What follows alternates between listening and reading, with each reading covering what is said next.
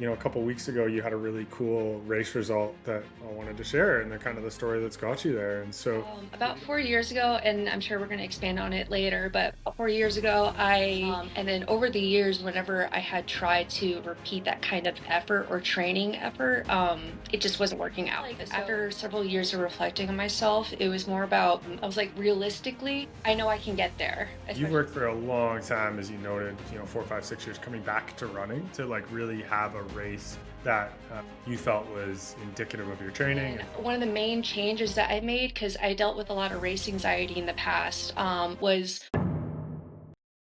Sophia, this is awesome. I think this is the first time we've been on video. I think we've done text, email. I think we had a phone call kind of in the beginning there and whatnot. But I see your dog ripping around, which is good. So I love that. Yeah.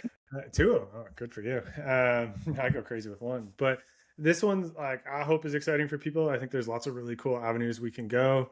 Um, it's been a blast working with you. Like just shy of 2.5 years. We were just trying to figure out how long it'd been actually, and a couple weeks ago, you had a really cool race result that I wanted to share, and the kind of the story that's got you there. And so, if you don't mind, kind of tell everybody about this half you just rolled through there a couple weeks ago.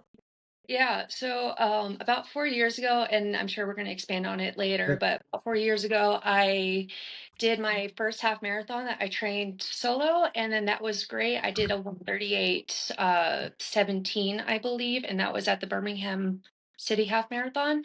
Fantastic. But focusing in on like this recent race effort comparatively, I came out pretty damaged, and I could definitely tell afterwards my body wasn't recovering the way that it needed to. So I took some weeks off, because I didn't really know how to recover from injuries at that time, which is one of my big struggles. And then over the years, whenever I had tried to repeat that kind of effort or training effort, it just wasn't working out. So over time, that's kind of when I started looking into what my options were. I tried different training plans. Like I said, didn't work out. And then that's when I started going with coaching. I had my first coach before you, and then he decided to step away from the program, completely fine. And then I was reassigned to you, which worked out great. And then over the course of the couple of years that you and I worked together, we definitely focused more on like how can I rebuild in a healthy way, to make sure that I could, when I decided to race again, do it in a strategic, healthy way, trying to pinpoint my weak areas of what I needed to focus on for myself, especially training load, I think was probably the biggest issue I had, kind of dispersing it through the week. This race effort, I think, was the culmination of, I think, two main training blocks, about 6 months. The first one, I distinctly remember being like, near the end of it, I knew that I was improving, but I didn't feel comfortable going at the pace that I really wanted to set forth for my A goal. And it's like it was kind of like after several years of reflecting on myself, it was more about, I was like, realistically, I know I can get there, especially the way that I've been performing, but I just wasn't quite there. So I went in as best as I could. I think it was a 141. And then Yep. that was like 4 months ago. And then this time around for the second training block, which was another 3 or 4 months, knocked it out of the park. Same things of like this air, like, or pushing myself in certain areas, and then near like the last 2 to 3 weeks of that training block, I remember being like, I feel really good and strong. My body was bouncing back really easily. I was easily nailing my speed workouts, which is fantastic. And then by the time that race day rolled around, I was feeling like chef's kiss, like everything was exactly where it needed to be Yep. physically.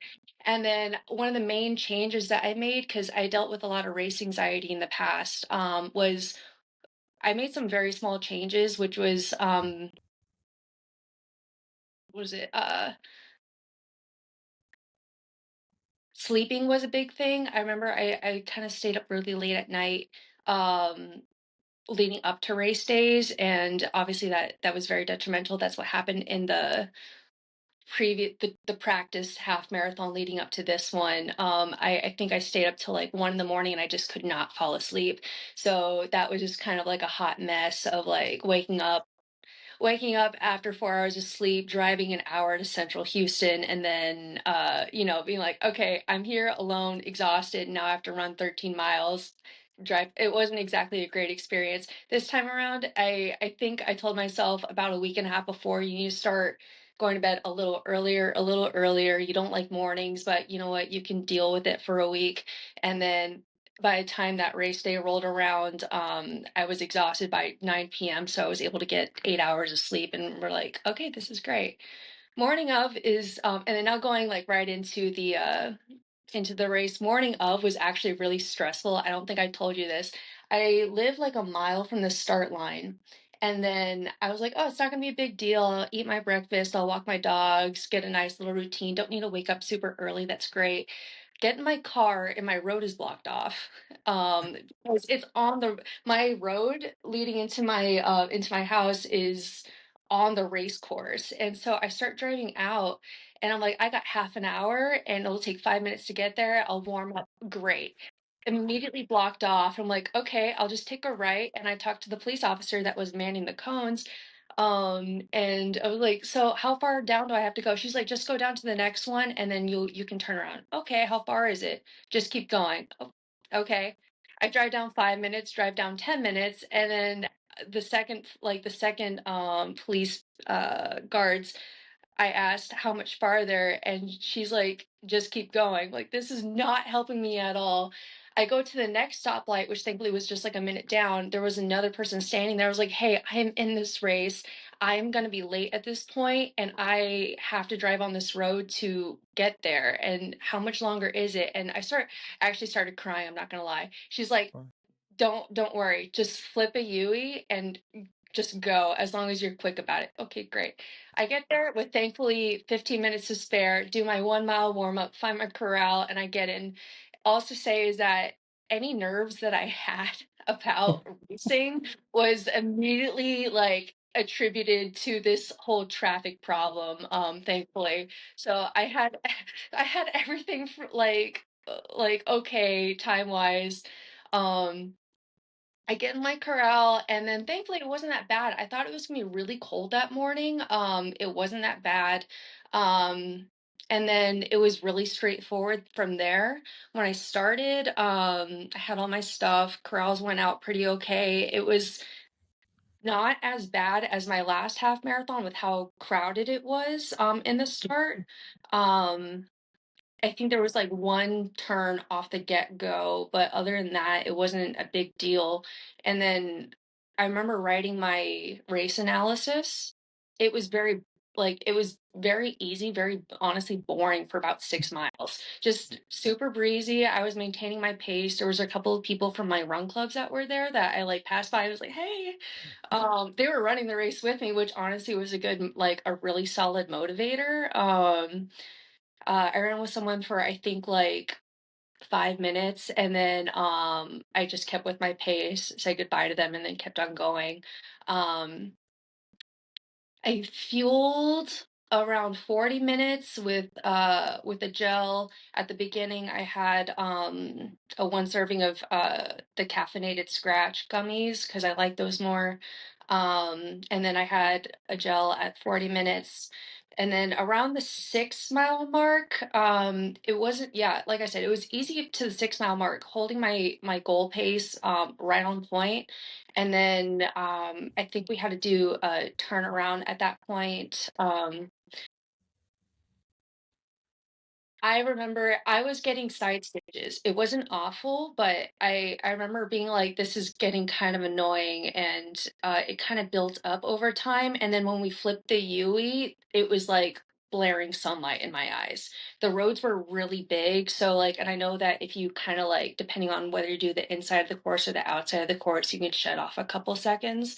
But the side that took longer was the shaded area. So it's either get blinded by light but take like shed off like 5 seconds, or sit in the shade. So I chose the shade for my mental well-being, and and also with the cramps, I was like, this is starting to suck. And I think around mile 10, 10 to 11, it started going on a little incline. I was still holding out pretty strong, but I think it was just like it was getting warmer. Yeah, it was getting warmer. My side stitches were getting a little worse. Um, you're staring at the sun for half an hour. It was just like, if I'm not gonna lie, what came through my head was like, if I stopped now, I would be pretty happy. But obviously I wanted to finish. And then so like at that point, it was just kind of like shutting off my brain, keep going, keep holding strong. And I remember, I think if I had one thing that I wanted to change, it was, or honestly, like I would have wanted to do better, but I'm not disappointed with, is that I intended to push more at the end. Um, but the way that I was feeling it was particularly the side stitches, that I just at that point aimed with just holding the pace, play it safe, and then knock it out of the park in the last like 100 meters as you would. But I intended to like speed up a bit more probably in the last half mile, but I told myself like no, like you don't want to like like go across the finish line like feeling like you're going to throw up. Just relax. Have a good time as much as you can right now. You're in the last area. Like the ending area was like on the waterway, which is super pretty. I was like, just enjoy it and just chill. It's okay. And so that was pretty much it. I finished and then I hung out with some friends afterwards that were at run clubs. They let me put down my stuff. They had a bunch of snacks, like a bunch of snacks. So it was a really good way of like cooling down and being able to like talk to everybody Yeah. afterwards.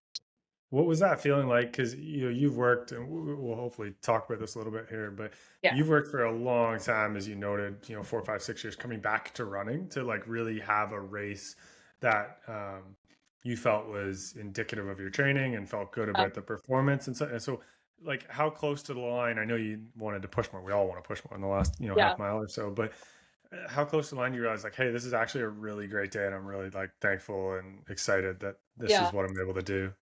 Ironically, the same time when I said if I stopped now, I'd be happy. Like, and I Yeah. think that was kind of like it was kind of like a weird duality of like I did so much for myself. Things are going amazing. I know I'm gonna finish, and which I think was kind of the weirdest mindset to have. Or like, wow, like I'm gonna do it. Which is why I could tell myself if I stopped now, I'd be so happy. Yeah. Which, yeah, I know like it sounded bad in the moment when I said it, but like it was more in the Yeah. context of like, I'm really gonna do it. I'm really gonna do it. And if I could just stop now, that would be like, I would be so proud of myself anyway. Yeah. And so, I've had plenty of injuries and struggles and stuff throughout my career. And I know that anytime I get back on a start line, let alone have like a race that I'm proud of, excited about, PR or not, right?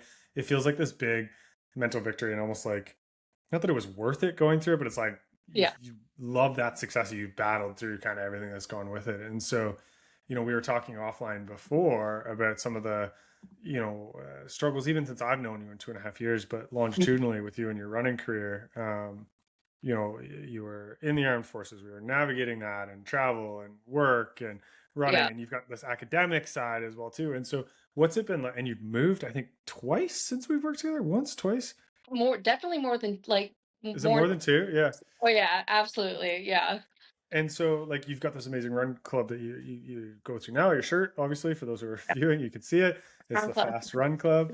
And so, what's it been like trying to navigate all these things? But at least as you and I have talked, it seems like running and exercise, right? It seems to be your rock that kind of keeps you going. So, can you talk about how it's been navigating all that? Because, like, even in Yeah. 2.5 years, you've had a lot going, like, thrown your way and going on. So one of my main struggles back when I was in the military was the priorities that you had with being, what we'd say, a leader, because I was an officer. Um, And there's some expectations with your time management, especially with physical training. You're expected to be there. And one of the biggest issues I had, and I tried to speak it out with my commander at the time, was like, hey, this means a lot to me. And I know that it's a huge time commitment, and I'm asking for an exception, which is not really given in those circumstances. Um, and we went back and forth about it, and it ended up just being easier for me to try to run on my own on top of doing physical training. But physical training kind of was sporadic in what it comprised of. Sometimes it would change on the fly, so it was really difficult to plan out. So I remember there was one ridiculous day where I woke up, I think at 4 in the morning, and I ran like 8 miles with my coworker, finished, and then we did an hour and a half of, physical training. And it's like stuff like that is not what any coach, trainer, or experienced runner would recommend.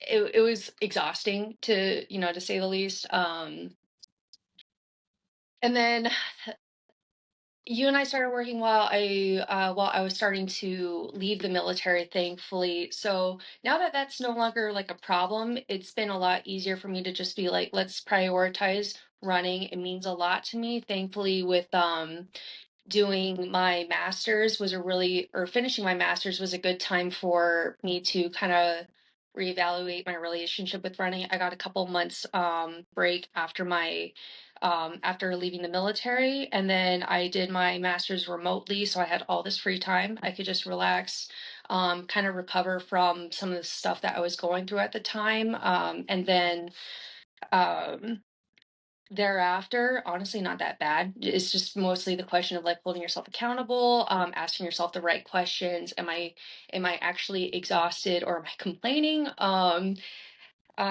then just discipline, really. But obviously discipline means something different to everybody, and then on their goals. So it's just like, am I being accountable to myself with what's realistic for my goals?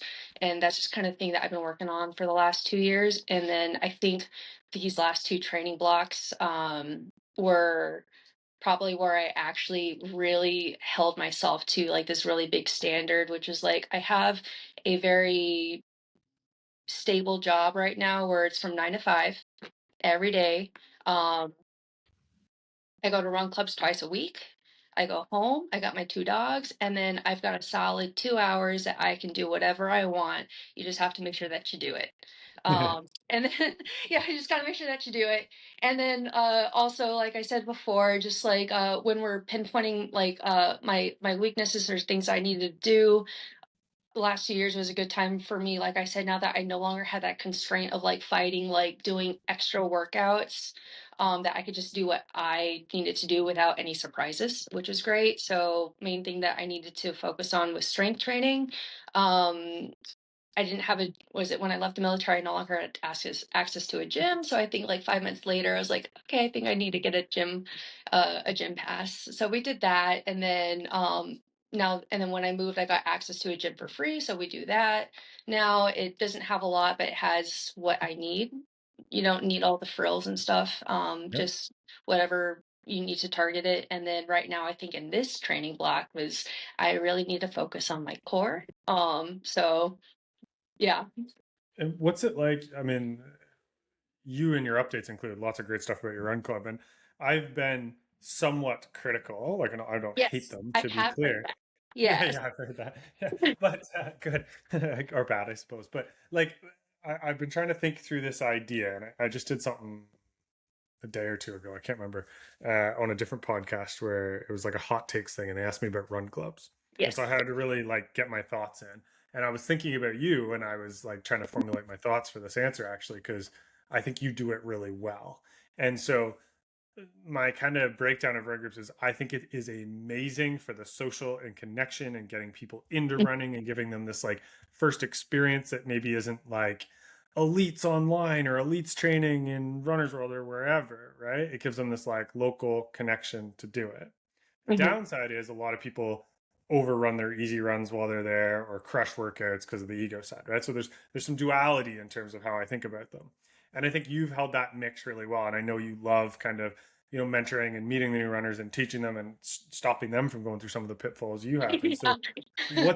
what's that been like, having an individual coach, right, doing your programming? And to be clear, it's not like I'm like, no, so you can't do running. It's like, let's work together and put your Yeah. week around it, obviously, right? But like, what's it like having an individual coach for you, and then Mhm. showing up and like being that kind of leader in the community and going to run club and engaging like that?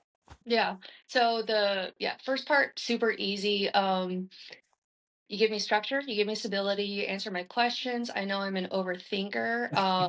Or like when I was looking for a coach, there was like the realization like I am doing something wrong, or there's something that I am not evaluating myself correctly on, and that's why these things are happening. So you know what, just take the pressure off. You're going to be doing this for as long as, well, me, that I'm going to be doing this for a long time, so why not invest in myself, my body, keep it doing happy, instead of risking not just like shin splints or something, but like a serious like injury, like a stress fracture that will take me out for months, and just take off the mental load. And then also knowing myself, being able to have the vulnerability, and then the okay of like last week, I had completely forgotten that I had a trip planned with a group of friends over in New Orleans, and I appreciated having the validation of being told like, hey, if you know you're gonna be walking a lot, which ended up being true, like just take it easy, do what you're doing, and then knock it out of the park for your long run. Did that, worked out great, no problems, love that. And I know that I can be really hard on myself if I don't feel like I have a justified reason of like missing a workout. That's been one of the probably my biggest like reliefs, I think, that I've learned to give myself some grace over the years. So yeah, in short, great stability, validation where I need it, answering questions. It just takes off a lot of mental load for what I need, especially with how I know that I think and how I process things with my training. And then with Run Club, they have been such a insane like amount of support.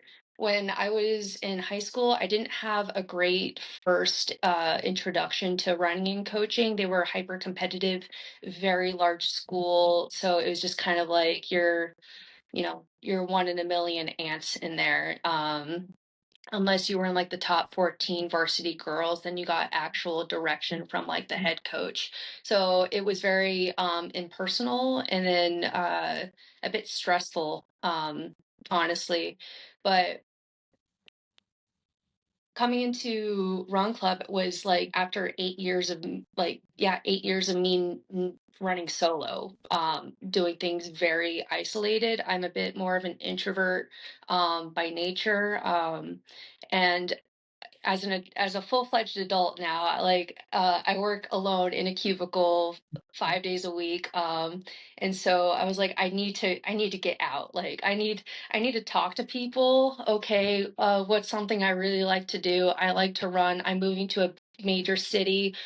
That means having a run club should be pretty easy, so I tried a couple around, and I'm not going to knock any run club. It's all about your fit, your goals, how you see yourself, socially, and what you want to get out of it. There was one run club that was pretty cool. The person that ran it did triathlons and stuff. Great athlete. She did workout classes as well, but the people that it attracted, I just didn't click with. Yeah. Not a problem, not a knock, just not a place that I'd want to keep going to, even though it's probably the closest one. It's literally like 3-minute drive from my apartment, but it's just not worth it to me. Um, One of them is pretty cool. It's about 5 minutes away. Goose's Acre. Love the people there, but it just doesn't work for my training schedule with you. So I was like, I'm not going to force myself to go hang out with my friends if I know that it's not quite the right timing for my work schedule, because I think it's the earliest one out of everything, and then also that it was a short route. I don't really like the route very much, so why go if I'm not going to enjoy myself? And then there was two that I do currently go to. One is Fleet Feet and Hughes Landing. They do multiple routes, 3, 4, and 5, so it gave me a lot of flexibility. I remember telling you once, like, I want a training day where there's some flexibility, so that way I can pick which route, because it's not always guaranteed to do 5 routes or 5 miles, since they fluctuate what the routes are. And then the other one is the one at Foss, which is 20 minutes for me. It's the best social one, which is why I like going to. The people are Yeah. awesome. There's a bunch of bicyclists. There's some people that do ultra marathons there. A lot of them are pretty competitive with the local races. They do relays. So there's a lot of experience there, even though they do one route around a neighborhood that's only 3 miles. So my compromise was going there on my easy days. If I was going to go there, that I would go to Fleet Feet first, do the 4 or 5 miles there, and then I would just do the drive over there to hang out with everybody, talk to them because they've probably become my closest friends. And then on Saturdays they do a 5K and a 10K route. So that kind of like fledges out what works with my training schedule. Yesterday, I had planned to do a speed workout around my neighborhood, but one of my friends was like, "Hey, are you gonna go?" And I was like, it doesn't really fit my training plan." I went, did the speed workout, and I just let them know, like, "Hey, I'm gonna do my own thing. I'll catch up with you guys afterwards." So I got to talk to everybody. I still got to hang out, have a great time, got my free non-alcoholic beer afterwards, and then yeah, it's all the same. It's just, just because you go to a run club doesn't mean that you have, like, if you go to a good one, doesn't mean you have to do exactly what they're doing Yeah, because everyone's going to support you anyway. it's super interesting. I remember doing some coaching leadership stuff years ago, and came up with this idea of social determinants to the norm. So if you look at like a roster on a professional basketball team or something, as an example, there's usually 14 or 15 men or women on the team. Yeah. Okay. And so what matters most from a culture perspective and a leadership perspective in terms of which direction things are going to go. So you'll see this at the run club level, whether it's like welcoming or like pushy, right? It's Yeah. not the top person or the top two. So let's say out of that example of 15, it's like 6 through 9. That's what's going to pull the culture one way or the other. Because Yeah. in terms of human nature, if it's like 50 plus 1%, we're going to go this way to the Mhm. positive. 50 plus 1% to the other side, right? It's going to go the other way. And I see that play out in run group culture all the time, where it's like it starts with a group of people who are like boisterous or whatever, and they push, and then it kind of grows because like it's great that run clubs are growing. It's great for the running room to have this second boom, but we get the culture piece wrong, and then people fall out and kind of leave running or feel like they don't have a place. And so, I mean, I love run group. Like I think I've shared this publicly. We have one here in Kingston, my hometown. We call Fritter Friday. The cyclists come, the Mhm. runners come, and the swimmers for that are triathletes come afterwards Yeah. sometimes too. And there's like a 5:45 start, a 6 a.m. start, and a 6:30 start. And at 7 a.m., we're in the coffee shop and we've got fritters. It's the best way to start a Friday ever. Yeah. And so like that's the stuff that I love, because it's like there's guys out there running, 640 miles on their easy days, and there's guys and gals out there running 10-minute, 11-minute miles on their easy days. But it doesn't matter. Everybody's got coffee and a fritter in hand afterwards. And so that's the cool part. As much as like I think my brother does something and clipped something I said about run clubs and made it seem like I was bashing them, and that came out. But I don't bash them entirely. I think there's plenty of positives. Yeah, Yeah. I think in social groups we hold ourselves unnecessarily to match what everybody else is Mhm. doing, Mhm. and then it's freeing to realize in the right group you have that leniency to do what you Yeah. need to do. Yeah. So which is basically what I did yesterday. I walked in, I signed in, I was there 30 minutes early. I said hi to a couple people, and I was like, "Hey, like you guys start. I'm gonna catch you guys afterwards, or in the middle of the run while I do my cool down, Yeah. and then we'll catch up afterwards because I have to do something else." And they're like, "Okay, go have fun." Okay. Yeah. And I think that's the group that like anybody who's like new to running, listening and thinking about trying run clubs, it can be a scary thing. Like if you're new to running or Yeah. new to an area or something, because you got no clue what you're going to run into. I would say on the balance of probabilities, I think more are good than bad. Hmm. I'll give them credit there, but I think, like you said, it's got to be a fit for you. And if you're in a major metropolitan area, there's like a bazillion run clubs now. Like, go to a coffee shop, there'll be a sign for it, right? Go to a brewery, there'll be a sign for it. Like, go to the local run store, there'll be a sign for it. And so I think it's just about finding that one. And I certainly know from coaching you, not just like from a performance perspective, but I would say like your happiness with running, your like completion of running, the way you talk about your running Hmm. has shifted more positive and enjoyable since I've seen you kind of integrate into that run club community. Yeah, there's been a couple people that I met that have been super supportive. And I think that was one of the major issues I had when I was doing running in isolation. Well, and then like going back to when I was in the military, I felt like I didn't have people that were invested. It's really easy to or people presume it's easy to talk big talk and be like, oh yeah, she did this one half marathon, it was a pretty good time for a girl. It was kind of like the radiance that I got at the time, which is kind of frustrating. And then I try to talk to them about it, like, this is really important to me, my mental health. I have some great goals. Heck, you could brag about me to, upper leadership if I do something great. Like, but you need to trust what I'm saying. And over those years, I didn't really get that support. Ran alone again for another like year or two. Then I started getting involved with run clubs in San Antonio, then here, and then there was one person, Mac. He does track workouts every Tuesday, and he's been the one that's been like asking me questions, asking me how things are going. I told him my entire running history, and then he was there at he ran the same half marathon that I Oh, PR'd at. awesome. Yeah, so he was there too, and then afterwards, like I said, we got to talk about like our individual races. He didn't have a great time, but he didn't like use that to like overshadow like what I did. He's just like, yeah, so he's like, I'm gonna focus on what I need to focus on. Let's focus on you now. Let's talk about how you like everything that you did and how great you did. I'm like, wow, Mac, that's great. And it's just like it's great to have that like immediate feedback or have people that you can talk to. And then at Foss, the person that leads that, Josh, he'd been giving me advice about shoes. So when I need to replace my Hokas because I didn't like the newest model, and then now that I've shifted over to trail, he's the one that recommended the shoes that I have now because it seems like we have similar tastes in shoes or fit, and that's been great and worked out. He showed me which trail was really good in the area since this isn't really a mountain Yeah, kind you're of not in a, yeah, yeah, big trail area, that's for one sure. good trail. There's one good trail in my area, but yeah, just having those kind of resources again, when you have the right supportive group, makes it great. It solves a lot of problems and it gives you some people to bounce things back. And then again, the support aspect of being able to talk about like I'm going through this injury or I had this major success, I'm having this to look forward to.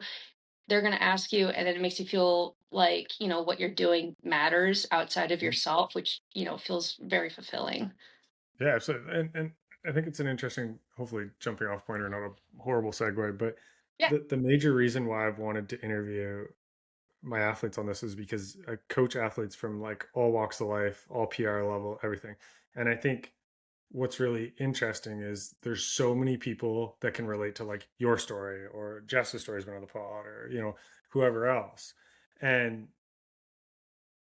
you stepped away from the sport for a while and came back. And so what was it that like brought you back into the sport that like you didn't have the most positive connotation or association with prior. And so uh, what is it that's like brought you back and kept you? Because I'm sure there's like countless women that have had that experience with bad like youth high school coaching that yeah. are like, I'm never going back to that because of XYZ experience. I never want to see running shoes. Like I'm sick of hearing about the run Mm. club boom, all this stuff, right? And so what was it for you that got you back? So hopefully if there is, another woman or another man who's listening who had that bad connotation, they can see that it is completely different than what you're used to from the high school, elementary, horror days that a lot of Americans have gone through in particular. Yeah. So to kind of give some context, I was a little bit of a late bloomer when it came to running. Like I said, I started at a very large, very competitive high school. It was in California, and their girls were like, state champions and whatever. Um, great, great for them, but for me, it felt like I was very unexceptional. That's completely fine. I willingly chose to go into cross country. I enjoyed it. Um, but the dynamics with that specific school was very confusing with what I of what my environment was at the time. Um, when I moved over to Missouri, it was I was like I would say I went from medium fish to in an ocean to medium fish in a moderate lake, right? So I was doing pretty good. I had a much better coach in Missouri, but uh, what's what I wasn't anticipating was the severity of my race anxiety coming to fruition. So after gosh, I think it was only I did one season in California and then one season in Missouri, and then after that, I chose to step away from cross country and track. And then I did another like athletic thing relevant with the school, but it wasn't running focused. It was a team sport, but I enjoyed that. So I know that I still liked running. I liked having athletic team events and everything. But just running itself, I had a lot of anxiety and pressure going from a major school where, essentially I was a nobody, which was not, again, not a big deal. It's just where I was. And then going to a major school where suddenly all the attention was on me. And when I started competing, I was too young to really be able to work out emotionally what I was going through from both an athletic and a personal perspective. Um, and so after I graduated from high school, I think I only stepped away from running for I think about 6 months. Um, and I'm not gonna lie, it came down to I joined ROTC, which is the training program for officers in college.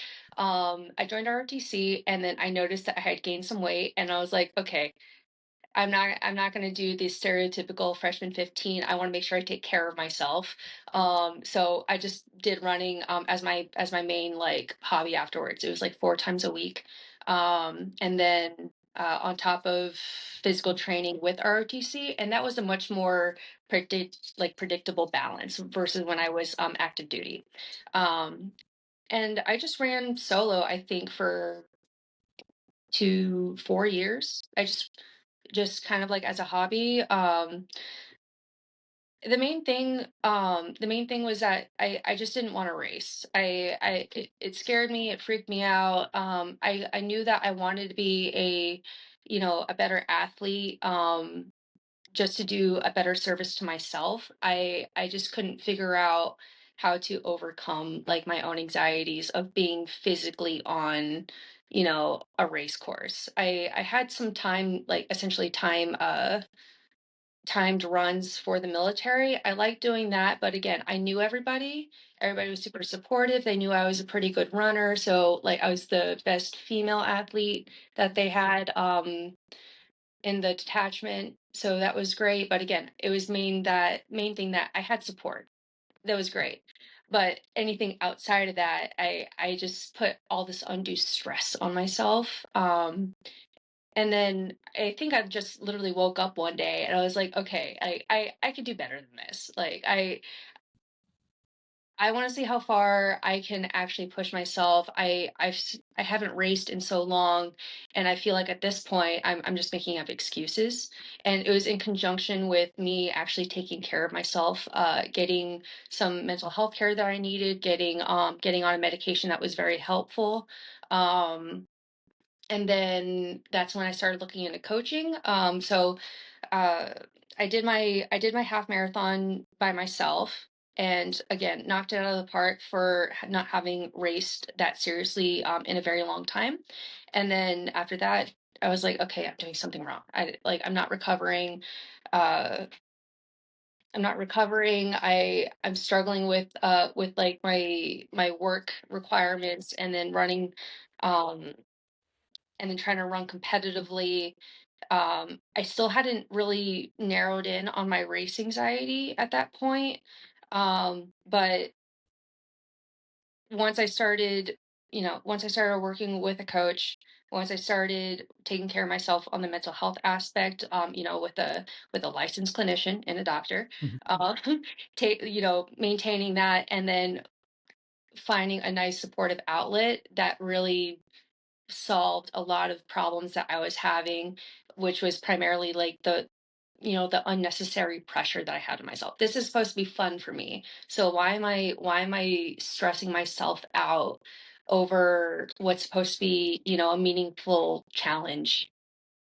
Yeah, it's tough, right? Like there's a big nexus in endurance sport and mental health struggles, right? And it's like I've been asked about this. I think the podcast comes out in a couple weeks, that I was on about this, where there's a challenge where it's like, are endurance athletes like hiding from their mental health by doing training.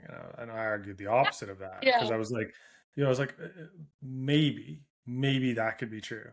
But I think the benefits of what you actually outside of performance, getting faster, all that stuff, like literally like the Mhm. physiological, the psychological, the physical performances um, that you or physical attributes, sorry, not performances that you get out of running, even if it was a way to hide from the negative thoughts per se, is Yeah. better. Like I just did a lecture. I think we're going to post it actually. I did a lecture at our local school of medicine. One of my friends leads the first year MSK class. And so every year he has me come in and lecture, and my topic is exercise and nutrition as medicine. So their first year, they're green to medicine, all these things. And so I present a meta-analysis that exercise almost irregardless of modality, including Tai Chi in the study, is Mhm. actually better for most what's the phrasing? Most low to moderate forms of depression and anxiety than SSRIs. And I always preface to say I'm not anti, like I'm not getting paid by big exercise to like say Yeah. this kind of thing, right? But there's so many benefits that we all get from that movement part of our practice. And like I'm a talk therapist, like that's my clinical role. So I use that as a tool. Like I have clients both on the running side and the mental health side that have pharmacological intervention. And so yeah, I think it's a really great piece in the toolbox for people. And I think what we get from it from a psychological perspective that we don't get from like a pill per se is we get autonomy, we get community, we get a feeling of like forward momentum that we're doing something, right? Yeah. And again, to be clear, not against taking meds, not big exercise anti-farm, but I think the the ancillary benefits that we get out of movement, like especially a movement sport like running, is so amazing for what it does. And like the people, like you're saying in your run club, like you Mhm. literally get to have these people cheer you on and celebrate some of your great running moments. I don't Yeah. know if they're the greatest moments of your life, but great running Yeah. moments, on the day. And it's like, I don't think there's much that can replace that. Yeah. And I agree with you with the toolbox aspect. I studied psychology for my undergrad, Yeah. did for my master's, going on with PhD, not in clinical specifically, but I Yep. took clinical courses and did research in that area for a while. But I feel like there's definitely a misconception for each aspect of mental health care. Mhm. So you can take medication, you can do the different kind of therapies that work for Yep. you, and then also a variety of other factors that you can take into consideration, and all of those are individual pieces Yep. or tools that are personalized to each person. And then I'm not sure if devil's advocate is Yeah. the right saying, but like I knew that when I was trying to first get back into racing, I hadn't taken care of my mental health on a personal aspect, and it was feeding into my athletic ability. Absolutely. I was stressing myself out. When injuries started popping up over and over again, I was really hard on myself. I felt like I was a failure. There was like, I think it was the same summer that you and I had started working. So for, I think, 5 months at that point, I remember I was going through a nagging injury and I stopped in the middle of the road and just cried. Yeah. I was like, I didn't know what like it was mostly out of frustration at that point, and it was starting that was like the starting process of me like coming to a revelation like this is not me as a failure as an athlete or as a person. These things just happen and you just have to work through it. But I knew that as I was going through really resolving a lot of my mental health care that there was a reason why I was reacting so negatively. So it's like, okay, I get all these benefits from running, but I'm still not doing myself enough of a service by not continuing with my mental health care on a Yeah. personal level. So it goes, yeah, it feeds Yeah, back and absolutely. forth. They help Yeah. both ways, right? One of the things I talk about with clients in my clinical practice in terms of how exercise can actually help is lactic acid, which is runners were like, oh no, not lactic acid. I don't want that. I don't want my muscles to be, sore kind of thing. But uh, lactic acid actually will help change the gut microbiome. And so we have this accepted knowledge about the gut brain axiom, right? So there's communication from the gut to the brain and back and forth, right? And so higher intensity exercise, anything that produces lactate as a byproduct, actually helps change the gut microbiome. So you actually see this in terms of, well, any runner who's uh, run and taken time off and come back to running will actually see their food cravings change as their running Yeah. cycle goes, right? So you stop running, you start craving worse, in air quotations, foods, right? And then you start running, you start craving more fruits and vegetables because I need these minerals, I need everything that's in them, the phytonutrients and such, right? And so it goes the same for the gut microbiome axiom to the brain, where the messages and information about how you should feel from a mental perspective actually changes based on exercise. And so it's one like very real way that we know. But like you said, it's like you need multiple modalities to go at it. And so it's interesting though, because I've had that example where you just stop on a run, cry. I remember it was the first time I was iron deficient for the first time. I was in Yeah. college, I think third year, and I remember being out on an easy run. And at that point, I was decently fit, and just stopped and was like bawling in the woods. Like I'm Yeah. like shirtless in like 3-inch split shorts because it's the middle of the summer kind of thing. It's the weirdest Yeah. look ever. And bawling in the woods on the side of the trail in Toronto, North Toronto, and it was because I was iron deficient. I didn't know at the time, Yeah. and you're right that I'm a failure. I'm never going to get it. Why do I work so hard? Why does this happen? Like all those kind of negative things come in, and it's so easy to beat yourself up like in that domain. And I think that's where, if we go back to the run group thing, right? Like you do that in a run group workout where you got people around, they're gonna be like, no, no, like pick it up, Sophia. It's just not your day. Like, come on, we've all been there, right? And I think it's so cool that like, because we've all experienced that. I guarantee everybody listening to this experience someday where they're just like, fuck, I can't. I just can't. You know what I mean? Like, I'm done. This is it. Right. And then you get somebody who picks you up, be it a coach or training partner or whatever. So it's a very visceral message. So thank you for sharing that one. Yeah. Yeah. What, I know you touched on it briefly, but you're moving on to the trail world. So Yes. what's up next, and what are we having fun with here over the next, what is it, 2 months, 3 months, give or take? Yeah. So I had I'm never gonna stop talking about it because I feel so obnoxious and Yeah. happy, right? Going from 138.30 down to 137, 138.17 down to 137.30-ish. Um, that made my world. Like I was so proud of myself. I felt like everything had fallen into place. But then, once the excitement of finally achieving a major goal, you're on top of the mountain. It's like, okay, where do I go from here? Yeah. And I knew that I feel like obsessing is it fits. Like I had been obsessing about this for years. And it's like, okay, I I need to take a step back. It's just relax. Try to not make this about speed anymore. It would be great to just because it's so easy to just go like, okay, what's the next PR? Yeah. Yeah. No, we're not like I have been obsessing about this for years. And I'm like, okay, instead, what if we take on the suggestion of someone from Run Club. She asked me she asked me if I wanted to do a trail run, a 17-mile trail run in Possum Kingdom Lake. And I was like, well, I've never done a trail race like this before. There was some trail stuff that happened in cross country, but that was pretty much the only experience I had. And I told her, okay, I'll think about it. And I'm gonna throw you under the bus a little bit. I'm gonna All talk right, to go for it. my coach.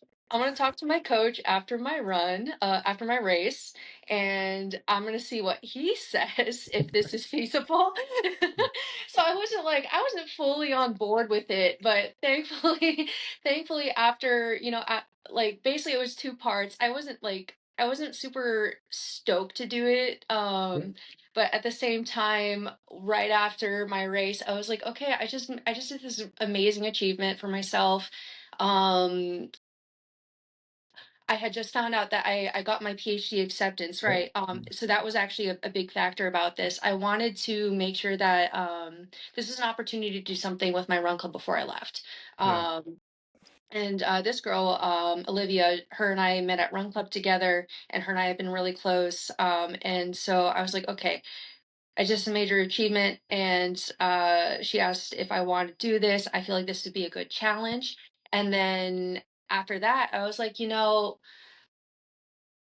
People keep asking me because I like the half marathon so much, if I was ever going to do a full marathon. And I've done the lottery a couple of times, and I'm like, it's like, oh, literally one in a million, once in a Yeah, yeah, lifetime. If it happens, it happens. But it's most like, so I basically had the reassurance, statistically it's not going yeah. to happen. That's fine.